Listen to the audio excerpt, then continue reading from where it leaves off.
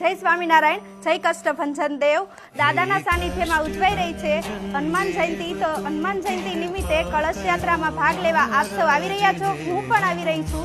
तो दादानी जलयात्रा तारीख 11 एप्रिल 2025 बपोरे 3 वागे नारायणकुंड सरोवर थी दादाना सानिध्यमां छे। तो भूलता नहीं हो, आवजो बधा जलयात्रा में।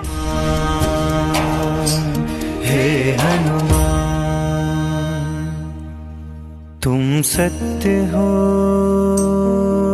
बजरंग हो, सिया राम के तुम प्रिय हो,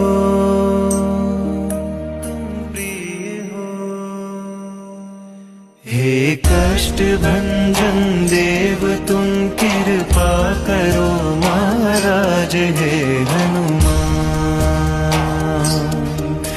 अब तू ही मेरा है सहारा, तू ही एक आधार श्री हनुमान।